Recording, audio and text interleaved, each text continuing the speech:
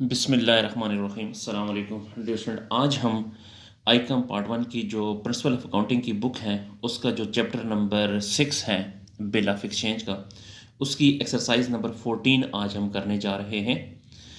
तो exercise number 14 में कहता है कि on 1 January 2015 Suhail sold goods to Zaheer for ₹5,000। Suhail ने ज़हीर पे सेल की है 5,000 की and drew a bill for 4 month, और सुहेल ने उस पर 4 महीने का बिल बनाया है। Zaheer accepted the bill, Zaheer ने बिल को एक्सेप्ट कर लिया and return it to Suhail, और सुहेल को वापस कर दिया। Suhail got it discounted by his bank 15%, Suhail ने 15% के हिसाब से डिस्काउंट कराया।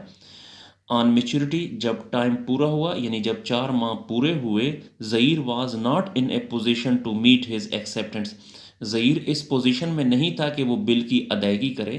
ही अप्रोच्ड सुहेल, वो सुहेल के पास पहुंचा, सुहेल के पास गया एंड रिक्वेस्टेड हिम, और उससे रिक्वेस्ट की to cancel the old bill, कि पुराने बिल को कैंसिल कर दो यानी पुराने बिल को डिसऑनर कर दो, and draw on him a new bill for the amount of the old bill plus interest at the rate of 12% पर annum एट 3 मंथ। और उसने कहा कि पुराने बिल को कैंसिल करो और एक नया बिल बनाते हैं जिसमें 12% इंटरेस्ट भी होगा और बिल होगा 3 महीने का।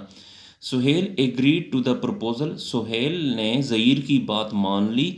ऑन द ड्यू डेट, जब टाइम पूरा हुआ यानी जब 3 माह पूरे हुए, on the due date of the new bill, जब नए बिल का टाइम पूरा हुआ यानी जब नए बिल के 3 माह पूरे हुए गए, Zaheer honoured his acceptance, Zaheer ने बिल की अदायगी कर दी। Give journal entries in the books of Suhail and Zaheer, हमने जनरल एंट्री करनी है सुहेल की बुक में और ज़हीर की बुक में। तो सॉल्यूशन की तरफ चलते हैं डियर स्टूडेंट। तो ये एक्सरसाइज नंबर 14, और ये हमने सुहेल की बुक बनानी है और इसके अलावा ज़हीर की बुक बनानी है। तो सबसे पहले ज़हीर ने जो है सेल की है, ज़हीर ने सेल की है तो सेल की एंट्री करें। ज़हीर ने सुहेल ने सेल की है तो ज़हीर ने परचेज़ की है। तो सुहेल ने जब सेल की तो सेल हमेशा क्रेडिट होती है, तो सेल को क्रेडिट करें, सेल अकाउंट क्रेडिट। सुहेल ने सेल किस पे की है? ज़हीर पे, तो ज़हीर अकाउंट को डेबिट करते हैं, ज़हीर अकाउंट डेबिट। सेल की है 5,000 की तो 5,000 डेबिट और 5,000 क्रेडिट। यहाँ पे लिखें goods sold to Zaheer, goods sold to Zaheer, यानी सुहेल ने ज़हीर पे सेल की तो ज़हीर ने परचेज की है, ये परचेज की एंट्री करेगा। परचेजेस हमेशा डेबिट होती है, परचेजेस अकाउंट डेबिट। ज़हीर ने परचेज किससे की है? सुहेल से, तो सुहेल अकाउंट क्रेडिट। परचेज की है इसने 5,000 की तो 5,000 डेबिट हो जाएगा, 5,000 क्रेडिट हो जाएगा। तो यहाँ पे लिखें goods purchased from Suhail, goods purchase from Suhail, यानी ज़हीर ने सुहेल से परचेज की जी। फिर उसके बाद सुहेल ने जो है बिल बनाया है, तो बिल बनाने की एंट्री क्या होती है? बिल रिसीवेबल डेबिट और Zaheer credit, bill receivable account debit और ज़हीर अकाउंट क्रेडिट। बिल इसने बनाया है 5,000 का, तो इसने बिल को एक्सेप्ट किया है। एक्सेप्टेंस की एंट्री पहले भी मैं बता चुका हूं क्या होगी, Suhail to bill payable, Suhail account debit और bill payable account credit. Suhail ने बिल बनाया और ज़हीर ने बिल को एक्सेप्ट कर दिया, इसने कहा जी कि मैं पे करूंगा सुहेल को।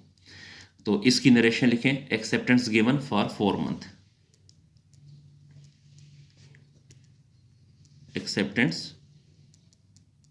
Given for 4 month. इसने 4 महीने की बिल की एक्सेप्टेंस दी, तो इसने एक्सेप्टेंस रिसीव की, तो एक्सेप्टेंस रिसीव्ड एट 4 मंथ।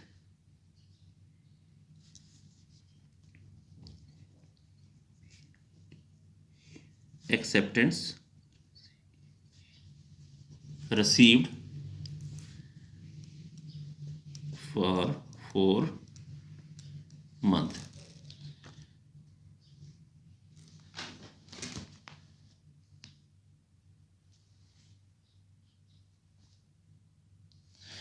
अच्छा, उसके बाद फिर जो है सुहेल ने इस बिल को डिस्काउंट के लिए भिजवा दिया, ठीक है। तो डिस्काउंट की एंट्री पहले मैंने बताई थी क्या होती, बैंक डेबिट, डिस्काउंट डेबिट और बिल रिसीवेबल क्रेडिट। तो bank account debit, discount account भी डेबिट और बिल रिसीवेबल अकाउंट क्रेडिट।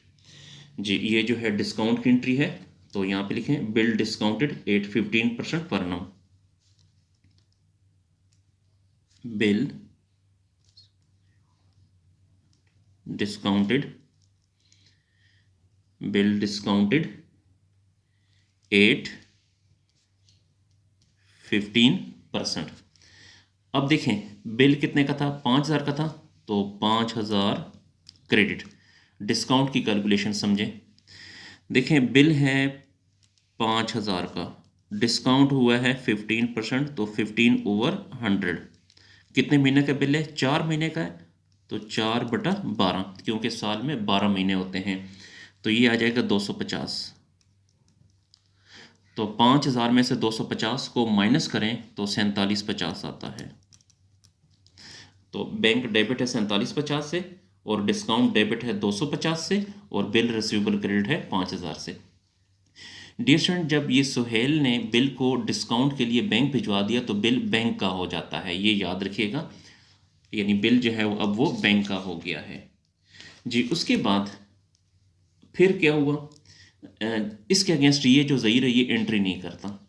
अच्छा, जब टाइम पूरा हुआ तो फिर ये जो ज़हीर है ये इस पोजीशन में नहीं था कि वो सुहेल को बैंक को अदायगी कर सके, यानी बिल की अदायगी कर सके, क्योंकि बिल अब बैंक के पास है, तो ज़हीर ने बिल की अदायगी करनी थी बैंक को।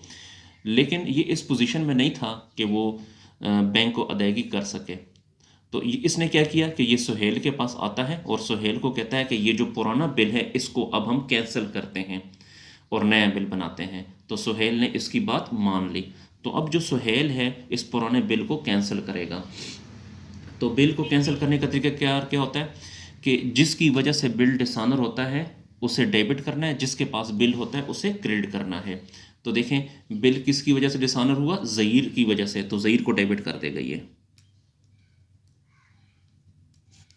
Zaheer account debit. और जिसके पास बिल होता है उसको क्रेडिट करते हैं। बिल किसके पास है, बैंक के पास है, क्योंकि डिस्काउंट के लिए चला गया था, तो बैंक अकाउंट क्रेडिट। तो बिल डिसऑनर होगा 5,000 से, क्योंकि देखें बिल 5,000 का था, ये भी देखें 5,000 का बिल है, और यहां पर भी 5,000। तो इसके लिखें old bill cancelled, old bill cancelled, old bill cancel. अच्छा, अब जब इसने बिल को कैंसिल कर दिया तो ये इस वाली एंट्री को उल्टा कर देता है, याद रखें, क्योंकि ये एक्सेप्टेंस की एंट्री थी। तो याद रखें जब भी बिल डिसऑनर होगा तो जो ज़हीर होगा वो एक्सेप्टेंस की एंट्री को उल्टा करेगा। तो एक्सेप्टेंस की एंट्री ये है, तो ये सुहेल टू बिल पेबल है, अब हो जाएगा बिल पेबल टू सुहेल हो जाएगा। तो यहाँ पे लिखें bill payable account debit, Suhail account credit, कितने से, 5,000 से, और यहाँ पर भी 5,000 से। तो इसका भी लिखें old bill cancelled, old bill cancelled, कि जो पुराना बिल है उसको कैंसिल कर दिया।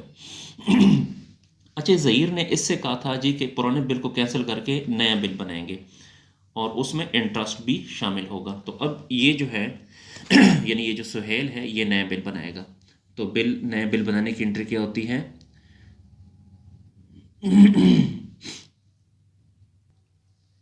जी, तो सुहेल नया बिल बनाएगा। बिल बनाने की एंट्री क्या होती है? बिल रिसीवेबल अकाउंट डेबिट और bills payable, sorry, bill receivable account debit और ज़हीर अकाउंट क्रेडिट। यहाँ पे लिखें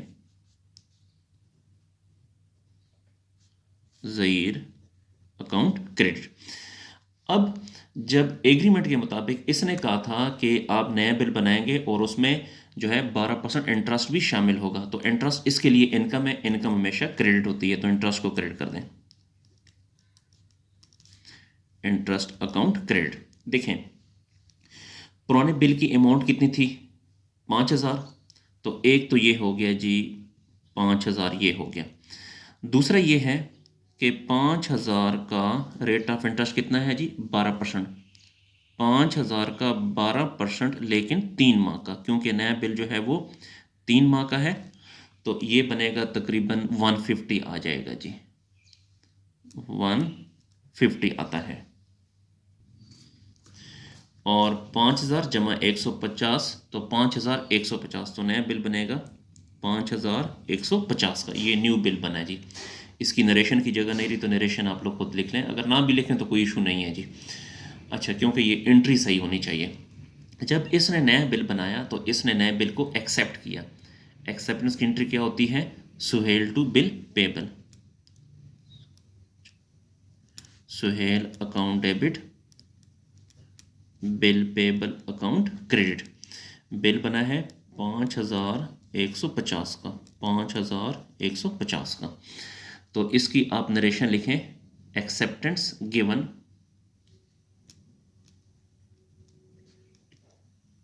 एक्सेप्टेंस गिवन फॉर 3 मंथ। इसने बिल को एक्सेप्ट किया है, यानी इसने कहा जी कि मैं बिल की पेमेंट करूंगा, और बिल कितने का है? 3 महीने का है।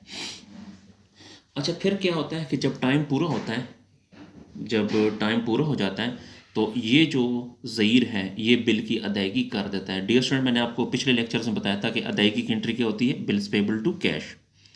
तो यहाँ पे लिखें बिल्स पेबल अकाउंट डेबिट और कैश अकाउंट क्रेडिट। अदायगी कितनी करेगा? 5,150। तो 5,150, 5,150। तो यहाँ पे लिखें amount of bill paid, amount of bill paid.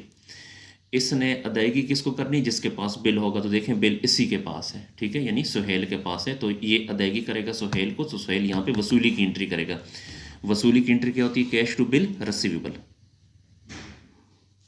Cash account debit और bill receivable account credit. Dear student, ये एंट्रियाँ जो हैं ये आप ज़बानी याद रख लें, यानी अदायगी की एंट्री क्या होगी? Bills payable to cash. वसूली की एंट्री क्या होगी? Cash to bill receivable. तो कितनी वसूली करेगा? 5,150, 5,150। तो यहाँ पे लिखें अमाउंट ऑफ बिल रिसीव्ड।